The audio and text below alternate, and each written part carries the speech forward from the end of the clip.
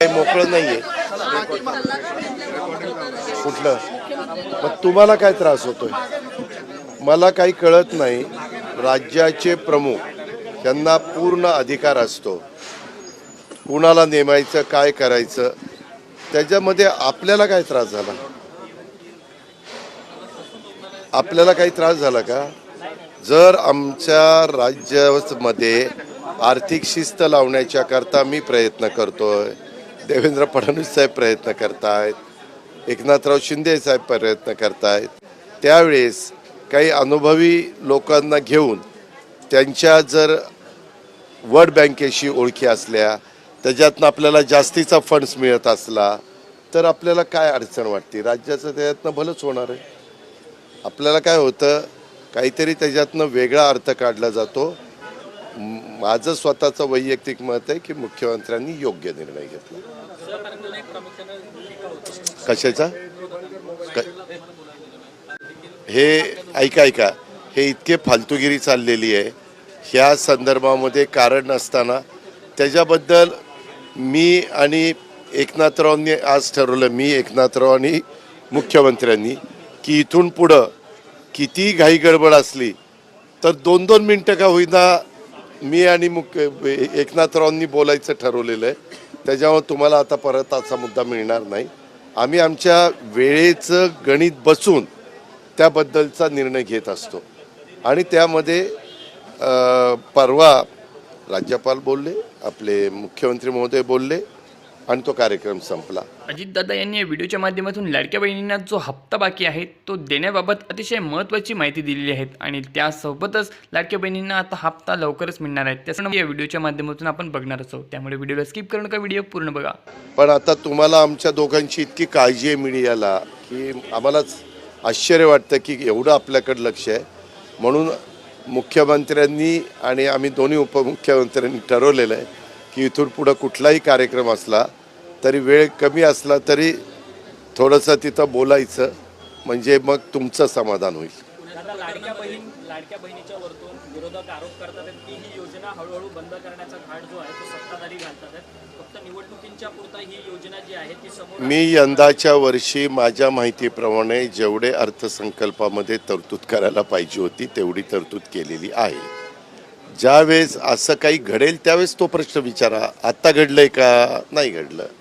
आम्ही ती योजना चालू ठेवणार आहे हे आम्ही सर्वांना सांगतोय आणि ती चालू ठेवलेली आहे. लाडकी बहीण योजना ही कधी बंद झालेली नव्हती. लाडकी बहिणी योजना सुरूच आहे आणि ती कायम सुरूच राहणार आहे आणि त्यासाठी राज्यामध्ये आम्ही अर्थसंकल्पसुद्धा मांडलेला आहे आणि लाडक्या बहिणींचा जो पुढचा हप्ता आहे तो देखील लवकर देण्यात यावा यासाठी हा अर्थसंकल्प मांडण्यात आला आणि त्यानुसार लाडक्या बहिणींना 2100 रुपयेसुद्धा देणार आहे अशी सुद्धा माहिती पुढे यांनी सांगितलेली आहे.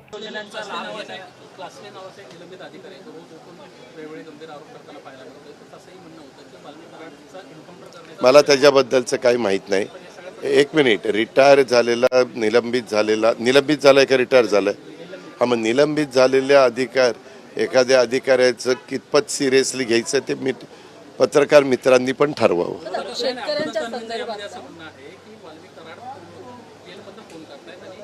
मी असं कोण म्हणतं? मग अंबादास दानवेंनी त्याच्या पद्धतीचं गृहमंत्री आपले स्वतः मुख्यमंत्री आहेत, काही कागदपत्र असतील तर ती द्यावी, त्याची चौकशी करू आणि कोण दोषी असेल त्याच्यावर कारवाई करू.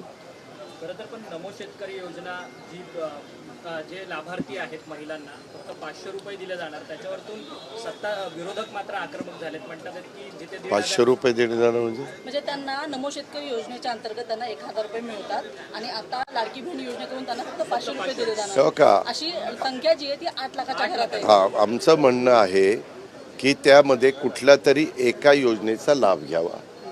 मग त्यांनी इकडची योजना जी आहे राज्य सरकारची ती 500ची, केंद्राची ती त्यांना मिळेलच. केंद्राच्या योजनेचा आणि राज्य सरकारचा अर्थार्थी काही संबंध नाही, कारण मोदी साहेबांनी ती देशातल्या शेतकऱ्यांना दिलेली योजना आहे.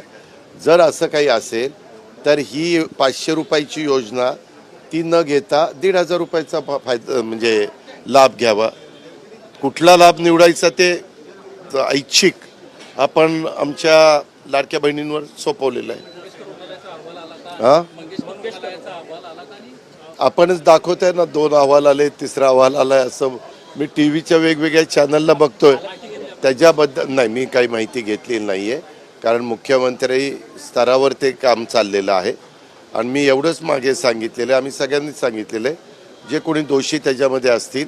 आज मला असंही कळलेलं होतं की मंगेशकर परिवार पण प्रेस कॉन्फरन्स घेणार आहे, पण आज मंगळवार असतो, इतकी माझ्याकडे गर्दी होती, सगळ्यांकडेच असते. आणि आज माझ्याकडे संध्याकाळची माझी आमदारांची पण मीटिंग असते, त्याच्यामुळे मी आता मीटिंगला खरं तर चाललेलो आहे. पण माझ्या माहितीप्रमाणे त्या संदर्भात योग्य ती कारवाई केली जाईल. तर जालन्यामध्ये शेतकऱ्यांचे जे गारपिटीचे जे नुकसान भरपाईची जी रक्कम होती जवळपास 50 कोटीची, ती रक्कम तलाट्यांनी तहसीलदाराचा अकाउंट वापरून काढून घेतल्याचा एक प्रकार समोर आलेला आहे. अशा पद्धतीने शेतकऱ्यांचे जे त्याची चौकशी केली जाईल. असं कुणालाही करता येणार नाही. तसं काही झालं असेल तर मी ॲग्रिकल्चर मिनिस्टर पण मला आत्ता त्या ठिकाणी भेटतील, मदत पुनर्वसन मिनिस्टर पण भेटतील, कारण ती दोन्ही खाती राष्ट्रवादीकडे आहे. मी आत्ता गेल्या त्यांना असं काही जालना जिल्ह्यात झालं आहे कारण आता गाडीतनं जातानाच कलेक्टरला पण फोन करीन की बाबा असं आमच्या एका पत्रकार भगिनीनं विचारलेलं आहे, तर त्याच्यात कितपत तथ्य आहे, खरं आहे का खोटं आहे. आणि जर खरं असेल तर पुढची कारवाई ही ताबडतोब करा.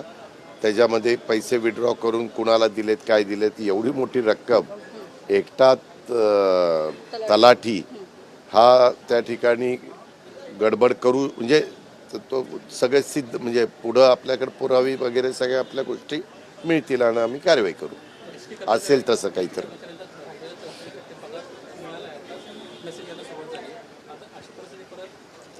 परत येणार नाही अशी काळजी आम्ही घेतोय. माझं एकनाथरावांचं, प्रताप सरनाईकांचं, मुख्यमंत्र्यांचं, आमचं सगळ्यांचं बोलणं झालं. मी फायनान्सलाही सांगितलेलं आहे की आरडाओरडा करून नंतर देण्यापेक्षा ज्या त्या वेळेसच दिलं तर कारण नसताना सरकारची बदनामी होणार नाही असं मी सांगितलं. तुम्ही आणि शरद पवार सातत्यानं एकाच मंचावरती सातत्याने येतात. तुला काय त्रास होतो? आम्ही कुठं एकत्र यावं, काय करावं, तो आमचा अधिकार आहे ना. जर आम्ही वसंतदादा इन्स्टिट्यूटमध्ये, ते स्वतः अध्यक्ष आहेत, मी त्या बोर्डावर आहे. रयत शिक्षण संस्थेमध्ये ते अध्यक्ष आहेत, मी त्या बोर्डावर आहे. त्याच्यामध्ये मी एकटा नव्हतो. दिलीप वळसे पाटील होते, डॉक्टर कदम होते, विश्वजित कदम, त्याच्यामध्ये अनिल पाटील होते, अनेक जण तिथं होते. पण तुम्हाला मीच दिसतोय. तुम्ही काळजी करू नका, तुम्ही काही काळजी करू नका. कार्यकर्ते आमचे हुशार आहेत. आपण आपल्या मनात संभ्रम निर्माण होऊन देऊ नका. लाडक्या बहीण योजनेचा जो हप्ता आहे, म्हणजे तो येथे आषाढी एकादशीला, म्हणजेच आखाजी सणाला तुमचा जो हप्ता असणार आहे तो तुम्हाला मिळणार आहे. कारण तुमचा सण हा गोड झाला पाहिजे, त्यासाठीच ही रक्कम तुम्हाला दिली जाणार आहे.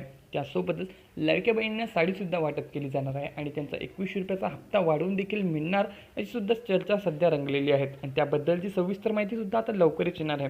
तुम्हाला व्हिडिओच्या माध्यमातून संपूर्ण माहिती कळालीच असेल.